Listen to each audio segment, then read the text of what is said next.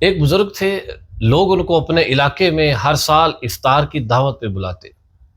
ایک دن ایک گھر، دوسرا دن دوسرا گھر، تیسرے دن تیسرا گھر، یوں لوگ ان کی افطار میں دعوت کیا کرتے تھے۔ نیک آدمی تھے۔ ایک سال ایک شخص کے گھر میں وہ افطار کے لیے آئے۔ گھر کے دو ہی افراد تھے، ایک میاں اور دوسری اس کی بیوی۔ جس کمرے میں ان کی افطار کے لیے چیزیں رکھی گئیں، وہاں اہل خانہ کے کچھ پیسے پڑے ہوئے تھے۔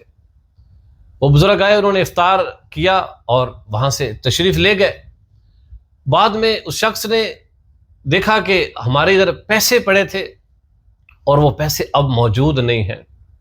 تو میاں بیوی نے آپس میں مشورہ کیا کہ ہم دو لوگ ہیں، ہم دونوں نے اٹھائے نہیں ہیں، تیسرے یہ بزرگ آئے ہیں، چوتھا کوئی آدمی نہیں آیا۔ اب ظاہر سی بات ہے کہ یہ پیسے یہ بزرگ لے گئے ہیں۔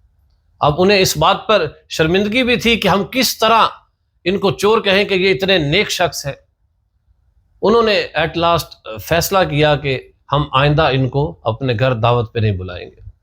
اگلا سال رمضان شریف کا آیا، اہل محلہ نے، لوگوں نے ان کو دعوت پہ بلانا شروع کر دیا۔ انہوں نے آپس میں مشورہ کیا کہ لوگ تو ان کو بلا رہے ہیں، تو انہوں نے ڈیسائیڈ کیا کہ چلے ہم بھی ان کو افطار کی دعوت پہ بلا لیتے ہیں۔ لیکن آپس میں انہوں نے یہ بات طے کی کہ ہم ان سے جو پچھلے سال جو ہمارے پیسے چوری ہوئے ہیں ان کے بارے میں کوئی سوال، کوئی گفتگو نہیں کریں گے۔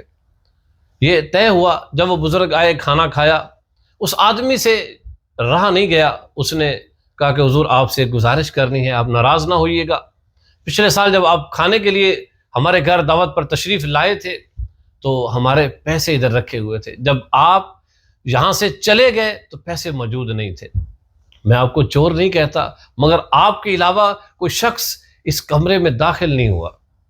تو وہ بزرگ رونے لگ گئے، کافی دیر روتے رہے۔ تو یہ شخص سامنے والا سمجھنے لگ گیا کہ شاید انہوں نے اپنے غلطی کا اعتراف کیا ہے اور شرمندگی اور ندامت کی وجہ سے رو رہے ہیں۔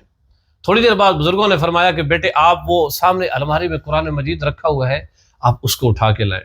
تو یہ شخص کہنے لگا کہ حضور آپ صفائی کے لیے قرآن کی قسم اٹھانا چاہتے ہیں، قرآن اٹھانا چاہتے ہیں تو اس کی ضرورت نہیں، میں آپ کو اللہ کی رضا کے لیے معاف کرتا ہوں، آپ نیک آدمی ہیں، غلطی ہو گئی۔ تو انہوں نے کہا کہ بیٹے آپ ایک بار قرآن مجید اٹھا کے تو لائیں۔ تو وہ شخص اٹھا اور اس نے قرآن پاک کو اٹھایا۔ بزرگوں نے غلاف کھولا اور غلاف کھول کے قرآن پاک کھولا تو وہ پیسے اس کے اندر موجود تھے۔ اب وہ شخص حیران ہوا۔ تو وہ بزرگ اپنی آنکھوں کو صاف کرتے ہوئے بولنے لگے کہ بیٹے میں یہ سمجھا کہ مسلمانوں کا گھر ہے تو صبح روز تلاوت ہوتی ہوگی، یہ قرآن کی تلاوت کرتے ہوں گے، شام کو کرتے ہوں گے، لیکن میں اس بات پر رو رہا ہوں کہ پورا سال گزر گیا ہے، اس گھر میں اس قرآن پاک کو کھول کر کوئی تلاوت کرنے والا نہیں۔ اگر کوئی تلاوت کرنے والا ہوتا تو یہ پیسے تمہیں صبح اسی دن ہی تمہیں مل جانے تھے۔ اب میں اس بات پر رو رہا ہوں کہ یہاں پر قرآن کی محبت موجود نہیں ہے، قرآن سے دوری اس قدر ہے، قرآن کی تلاوت کرنے والا اس گھر میں موجود نہیں ہے۔ اے پیارے بھائیوں، آپ بھی اس بات سے درس اور عبرت حاصل کریں، قرآن کی تلاوت اپنے معمول میں رکھیں۔ قرآن کی تلاوت سے گھر میں برکتیں بھی ہوتی ہیں، اللہ کی رحمتیں بھی ہوتی ہیں۔